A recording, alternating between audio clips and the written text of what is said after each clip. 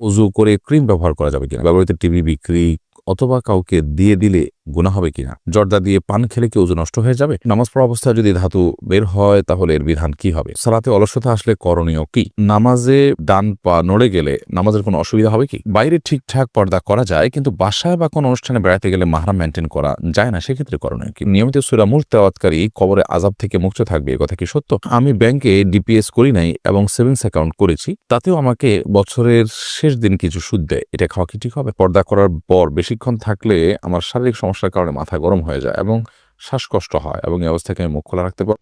সম্মানিত মুসলমান ভাই বোনেরা, আজকে আপনাদের জন্য একটা ইসলামিক প্রশ্ন নিয়ে আসছি, খুবই গুরুত্বপূর্ণ ইসলামিক প্রশ্ন। তাই আজকের ইসলামিক প্রশ্নটি কেউ মিস করবেন না। আজকের ইসলামিক প্রশ্নটি আমাদের জীবনে অবশ্যই প্রয়োজন হয়ে থাকে। আজকে ইসলামিক প্রশ্নটি হচ্ছে, নামাজের পরে অজু করে ক্রিম ব্যবহার করলে অজু ভেঙে যাবে কিনা, এবং অজু করে জর্দা খেলে অজু ভেঙে যাবে কিনা, এবং নামাজ অবস্থায় ডান পা লড়লে নামাজ হবে কিনা, সেই নিয়ে আজকে ইসলামিক প্রশ্নটি। আসুন, পর্দা করা ফরজ, কিন্তু কোনো অনুষ্ঠানে গেলে কি অথবা বাড়িতে পর্দা করা না করতে পারলে কোনো পাপ হবে কিনা, এই নিয়ে আজকে ইসলামিক প্রশ্ন। আসুন এই ইসলামিক প্রশ্নের উত্তরগুলো শাইখ আহমদুল্লাহ এর কাছ থেকে জেনে নিই।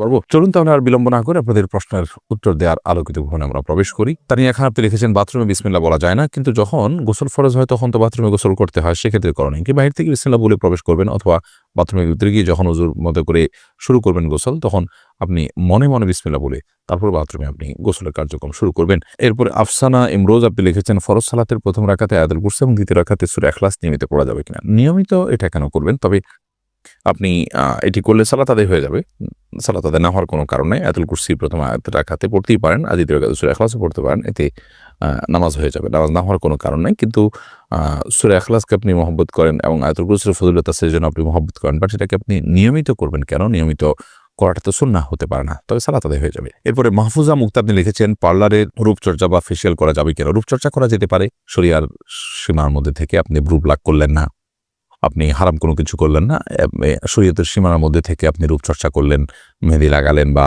আপনার শরীরে যদি কোনো প্রকার কি বলে এটাকে মেকআপ করাতে হয়, সেই মেকআপের কারণে যদি কোনো প্রলেপ তৈরি না হয় যার কারণে উজুতে কোনো অসুবিধা হবে, তাহলে কোনো অসুবিধা নেই। আর যদি প্রলেপ তৈরি করেন, ধরুন মাসিক অবস্থায় কর্মী এটা করলেন, তার এখন সালাত ফরজ নয়, অতএব তিনি এটা করতে পারেন। এক কথায় শরীরের কোনো বিধান যদি লঙ্ঘন না হয় তাহলে সেক্ষেত্রে রূপচর্চা বা ফেসিয়াল করাতে কোনো অসুবিধা নাই। হাসান রহমান আপনি লিখেছেন নামাজ পড়া অবস্থায় যদি ধাতু বের হয় তাহলে এর বিধান কি হবে, নামাজ পড়া অবস্থায় যদি আপনার শরীর থেকে এরকম করে কিছু বের হয় তাহলে সেক্ষেত্রে সালাত ভঙ্গ হয়ে যাবে এবং পরবর্তীতে আপনি পবিত্র হয়ে পুনরায় সেই সালাত আদায় করবেন। আর যদি আপনার প্রায় এরকম বের হয় বা অনবরত বের হতে থাকে কিংবা একটু চাপের কারণে বের হয়, বিশেষ করে অনবরত যাতে বের হতে থাকে তারা তো মাযুর, তাহলে সে সালাত অবস্থায় কন্টিনিউ করে নিয়ে যাবে। আর যদি চাপের কারণে বের হয় কিংবা কোনো বিশেষ কল্পনা জল্পনার কারণে বের হয় বা কোনো কারণে বের হয় তাহলে সেক্ষেত্রে তার সালাত নষ্ট হয়ে যাবে, যেহেতু অপবিত্র হয়ে গেছেন, এবং অপবিত্র হয়ে গেলে সালাত ভঙ্গ হয়ে যায়, যার কারণে তিনি আবার অপবিত্র হয়ে সেই সালাতকে পুনরায় আদায় করবেন। আফসানা আফরিন উর্মি লিখেছেন নিয়মিত সূরা মুলক তেলাওয়াতকারী কবরে আযাব থেকে মুক্ত থাকবে, এ কথা কি সত্য, তাহলে হায়েজ নিফাস অবস্থায় ওই সূরার আমল মহিলারা কিভাবে করবে, এটাকে কোরআন কারীমের কোন সূরা যদি মাসিক অবস্থায় কোনো নারী তেলাওয়াত করেন তাহলে সেটা তেলাওয়াতের অংশ হিসাবে না বরং দোয়া বা জিকিরের অংশ হিসাবে করতে পারেন, সেটি জায়েজ আছে।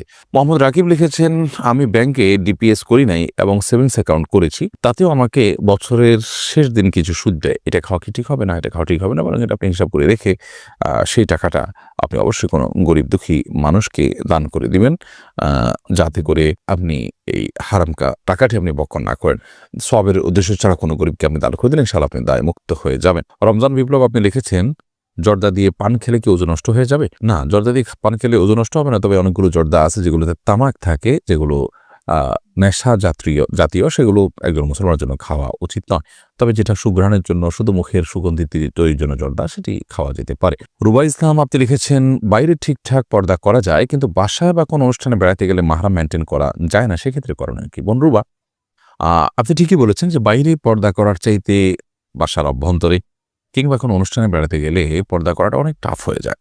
এজন্য প্রথমত বাসার অভ্যন্তরে দিনই পরিবেশ তৈরি করার চেষ্টা করতে হবে। বাসা যারা বসবাস করেন তাদের মধ্যে দিনী চেতনা তৈরি করার জন্য ঘরগুলোতে তালিম চালু করা যেতে পারে, দিনী মজলিস চালু করা যেতে পারে, ওলামায়ে কেরামের সংস্রব বাড়ানো যেতে পারে। এভাবে নানাভাবে তাদেরকে যখন পর্দার গুরুত্ব বোঝানো যাবে তখন পর্দা মেনটেন করানো সহজ হবে।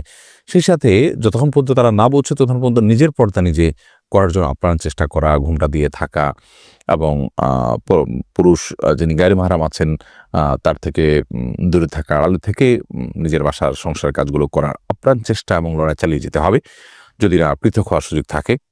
আর সেই সাথে কোনো অনুষ্ঠানে গেলে যদি পর্দাহীনতার মুখোমুখি হতে বাধ্য হয় তাহলে সে ধরনের অনুষ্ঠান এড়াতে হবে এবং অ্যাভয়েড করতে হবে।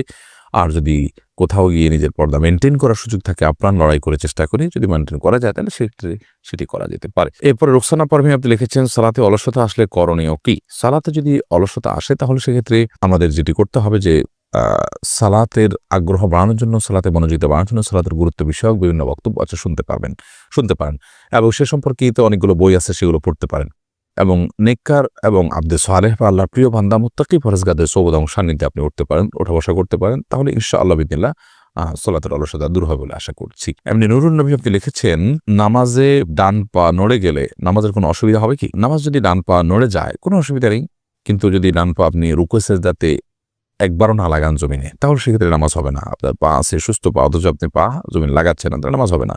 কারণ নবী করিম সাল্লাল্লাহু আলাইহি ওয়াসাল্লাম বলেছেন, উমিরতু আন আসজুদা আলা সাবআতি আযমিন, আমি 7টি অঙ্গের উপরে সিজদা করার জন্য নির্দেশ আমাকে দেওয়া হয়েছে, তার মধ্যে থেকে এই 2 পা এগুলো জমিনের সাথে লাগা থাকতে হবে। তবে সামান্য একটু এদিক সেদিক হয়ে গেল, একটু সময় জন্য উঠে গেল সামান্য, আবার আপনি জায়গা রেখে ফেলেন, তাতে কোনো অসুবিধা হবে না। শারমিন আক্তার আপনি লিখেছেন, ব্যবহৃত টিভি বিক্রি অথবা কাউকে দিয়ে দিলে গুনাহ হবে কিনা? ব্যবহৃত টিভি আপনি বিক্রি করে দিতে পারেন, সেটা বিশেষ করে কোনো ভিন্ন ধর্মের মানুষের কাছে জায়েজ হতে পারে বা মুসলমানের কাছেও জায়েজ হতে পারে, কারণ এটা ব্যবহারের উপর নির্ভর করে। যদি সে ভালো ব্যবহার করে, এখান থেকে ভালো কিছু দেখে, তখন তার জন্য এটা জায়েজ হতে পারে, সেই হিসাবে আপনি এটি বিক্রি করতে পারেন। সিয়াম আহমদ লিখেছেন, আজ থেকে 2 বছর আগে একটা প্রেম করতাম, শয়তানের ধোঁকায় পড়ে তাকে আমি বলি তুমি কবুল বলো, আমি কবুল বলি, তারপর আমরা কবুল বলি, এটি কি সত্যিকারের বিয়ে হয়ে গেছে? কেউ জানে না, কোনো সাক্ষীও ছিল না। কয়দিন পরে আমি তার সাথে ব্রেকআপ করি।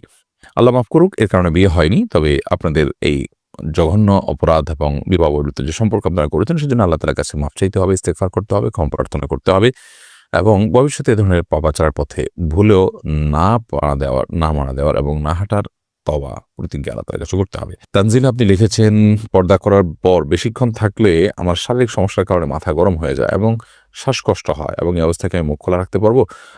দেখুন, আপনি যদি পুরুষদের মধ্যে থাকেন তাহলে সেক্ষেত্রে আপনি প্রয়োজনে মুখের নেকাব খুলে ওড়নাকে টেনে দিয়ে আপনার মানে সৌন্দর্য যাতে অপ্রকাশিত থাকে এবং আবৃত থাকে সেই ব্যবস্থা করলেন, কিন্তু আবার মুখে নেকাবও পড়লেন না, জাস্ট আপনি পর্দা টেনে দিলেন। এভাবে আপনি থাকতে পারেন, কোনো অসুবিধা নেই, এটা আপনার জন্য জায়েজ হতে পারে। এছাড়া যদি পুরুষদের মধ্যে আপনি না থাকেন, বরং আপনি কোনো জায়গায় যাচ্ছেন, ধরুন গাড়িতে আছেন, ব্যক্তিগত গাড়িতে, তাহলে সেক্ষেত্রে আপনি পেছনে আছেন, খুলে আপনি বসলেন, তাতে কোনো অসুবিধা নেই। আপনি পুরুষের সামনে আপনার নিজের সৌন্দর্যকে প্রকাশ করবেন না, এটাই হলো পর্দার মূল বিষয়। ব্যাপারী আশরাফুল আলম আপনি লিখেছেন, হুজুর পর্নো ভিডিও থেকে বাঁচার উপায় কি? এটা থেকে বাঁচার উপায় হলো, প্রথমত নিজের বিরুদ্ধে নিজে একটু হার্ড অ্যাকশনে যেতে হবে এবং প্রয়োজনে এই ধরনের ভিডিও ইত্যাদি সবগুলো রিমুভ করে নিজের সেট, মোবাইল ইত্যাদি এগুলোকে পরিচ্ছন্ন করতে হবে। প্রয়োজনে মোবাইল সেট পরিবর্তন করে বাটন ফোনে চলে যেতে হবে। মোবাইল ফোন হাতের কাছে রাখা যাবে না, বিক্রি করে কাউকে দান করে 6 মাস 1 বছরের জন্য দূরে সরে যেতে হবে। সেই সাথে নির্জনতা পরিহার করতে হবে এবং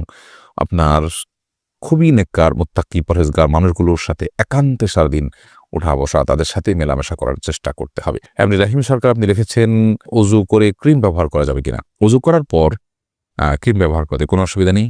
লোশন, ক্রিম, তেল এগুলো ব্যবহার করা যেতে পারে, এগুলো কোনো ক্ষতিকর বিষয় নয়। ফারজানা ফারিন আপনি লিখেছেন, না জেনে কাউকে মিথ্যা অপবাদ দিলে পরে জানতে পারলে তার কাছে কি মাপ চাইতে হবে? দেখুন, না জেনে যদি কাউকে মিথ্যা অপবাদ দেন আপনি, তাহলে সেক্ষেত্রে পরবর্তীতে যখন জানতে পারলেন যে তার প্রতি অপবাদ দিয়েছেন, তার প্রতি অবিচার করেছেন, তার হক নষ্ট করেছেন, অবশ্যই তার কাছে আপনি মাপ চাইবেন। কারণ কোনো মানুষ তার প্রতি আপনি যখন অপবাদ দিলেন, তাহলে সেক্ষেত্রে এটা তার হক নষ্ট করলেন, অতএব তার কাছে অবশ্যই আপনি মাপ চাইবেন।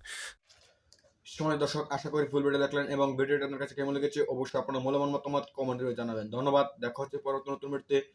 সে পর্যন্ত ভালো থাকেন, সুস্থ থাকেন, সেই কারণে করে বিদায় নিলাম। সময় দর্শক, এরকম ইসলামিক প্রশ্ন উত্তরগুলো সবার আগে পেতে হলে অবশ্যই চ্যানেল সাবস্ক্রাইব করে পাশে থাকা বেল বাটনটি অন করে রাখবেন। ধন্যবাদ। আসসালামু আলাইকুম ওয়া রাহমাতুল্লাহ।